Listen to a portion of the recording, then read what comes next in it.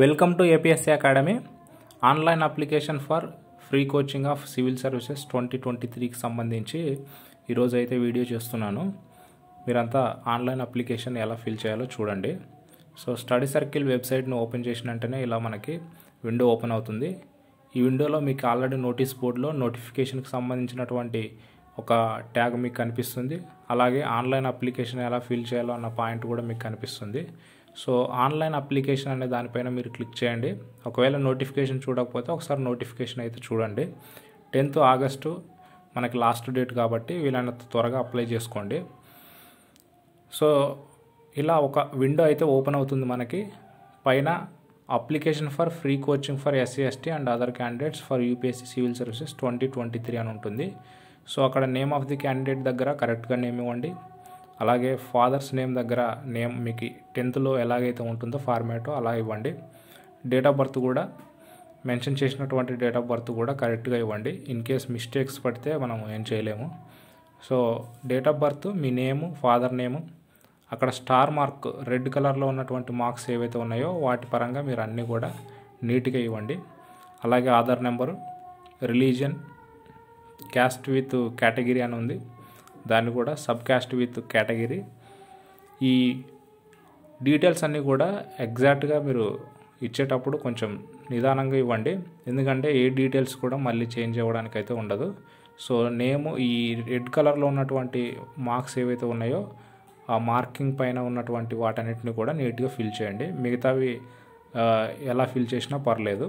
Educational qualification, అలాగే ఇక్కడ annual income of parent, income certificate number కూడా ఉంటుంది. సో మొబైల్ నంబరు, అలాగే ఈమెయిల్ ఐడి. ఈ ఈమెయిల్ ఐడితో పాటు మనకి మొబైల్ నంబర్ కూడా ఇవ్వాలి కాబట్టి మొబైల్ నంబర్ ఇచ్చేటప్పుడు జాగ్రత్తగా ఇవ్వండి. ఎందుకంటే మీరు ఇన్ కేస్ సెలెక్ట్ అయితే మొబైల్ నంబర్కి మెసేజెస్ వస్తాయి. తర్వాత మీ సేవ caste certificate number. So caste certificate number అనేది మీరు ఎంటర్ చేయండి అక్కడ. అలాగే సర్టిఫికేట్ కూడా అప్లోడ్ చేయండి. ఈ ఇన్కమ్ సర్టిఫికేట్ దగ్గర మీకు ఇన్ కేసు ఈ టైంలో ప్రజెంట్ ఉన్న టైంలో మీకు ఇన్కమ్ సర్టిఫికేట్ మీ దగ్గర లేకపోతే రైస్ కార్డ్ నెంబర్ ఇవ్వండి. రైస్ కార్డు అప్లోడ్ చేయండి, సరిపోతుంది. ఎందుకంటే వైట్ రేషన్ కార్డు ఉన్నా కూడా సరిపోతుంది. ఇన్ కేసు ఇన్కమ్ సర్టిఫికేట్ మీకు వచ్చినట్లయితే 10th లోపు వచ్చిన తర్వాత అప్లై చేయండి. అలాగే photo, recent passport size photo, తర్వాత మీకు అడ్రస్ ఏదైతే కమ్యూనికేషన్ అడ్రస్ ఉంటుందో ఆ అడ్రస్ ఇవ్వండి. ఈ అడ్రస్ ఏదైతే ఇస్తారో దాన్ని బట్టే మీకు సెంటర్ ఉంటుంది. సో మీ ఓన్ డిస్టిక్ ఏదైతే ఉంటుందో అక్కడే ఎగ్జామ్ సెంటర్ ఉంటుంది కాబట్టి మీరు ఆ డీటెయిల్స్ ఇచ్చేటప్పుడు కూడా కొంచెం కేర్ఫుల్గా ఉండండి. తర్వాత అకాడమిక్ డీటెయిల్స్లో SSC అండ్ ఇంటర్మీడియట్, డిగ్రీ ఈ 3 సర్టిఫికేట్స్ కూడా అప్లోడ్ చేయాల్సి ఉంటుంది. మన డీటెయిల్స్ కూడా ఎంటర్ చేయాల్సి ఉంటుంది. ఇవి ఒకసారి కేర్ఫుల్గా జాగ్రత్తగా చూసుకోండి. ఎందుకంటే పర్సంటేజెస్ ఇవన్నీ కూడా నీట్గా మెన్షన్ చేయండి. రాసేటప్పుడు కూడా కేర్ఫుల్గా చూసుకోండి. తర్వాత ఇక్కడ ఇచ్చినటువంటి 2 కండిషన్స్, అంటే ఆల్రెడీ కోచింగ్ తీసుకున్నటువంటి వాళ్ళు ఏదైతే ఉంటే అది ఉన్న వాళ్ళు ఎవరైనా ప్రోగ్రామ్ ఏదైనా ఉంటే అదొక కండిషను. పైన ఇచ్చినటువంటి డీటెయిల్స్ అన్నీ కూడా కరెక్ట్గా ఉన్నాయి అనేది ఇంకొక కండిషను.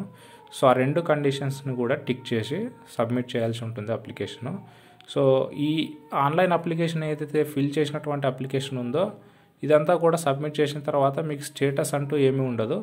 ఒక్కసారి మీరు అప్లై చేసిన తర్వాత అప్లికేషన్ వాజ్ సక్సెస్ఫుల్లీ కంప్లీటెడ్ అని వస్తుంది. So that's it. దాని స్టేటస్ చూసుకోవడానికైనా కూడా సైట్లో అయితే ఏమీ లేదు. మీరు మాది ఆన్లైన్ అప్లికేషన్ అప్లై అయిందా లేదా అని కూడా చాలామంది అయితే కామెంట్ చేస్తున్నారు. So no problem. ఒక్కసారి మీకు అప్లికేషన్ వాజ్ సక్సెస్ఫుల్లీ కంప్లీటెడ్ అన్న తర్వాత మీకు ఏ ప్రాబ్లం లేదు. మీ మొబైల్ నెంబర్కి అయితే మెసేజ్ వస్తుంది. ఆ ప్రాబ్లం అయితే లేదు. ఒకసారి అన్నీ మీరు ఎంటర్ చేసిన డీటెయిల్స్ అన్నింటిని కూడా ఒకసారి రీవెరిఫై చేసుకోండి. చేసుకున్న తర్వాత మీరు ఆన్లైన్ అప్లికేషన్ని సబ్మిట్ చేయండి.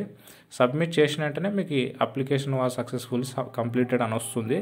ఇన్ కేస్ రాకపోతే మళ్ళీ అగైన్ అప్లై చేయండి. ఎందుకంటే అది విండో పైన మీకు కనిపించేంత వరకు కూడా అప్లై చేయండి. కొన్నిసార్లు సర్వర్ బిజీ వల్ల సబ్మిట్ కాకపోవచ్చు.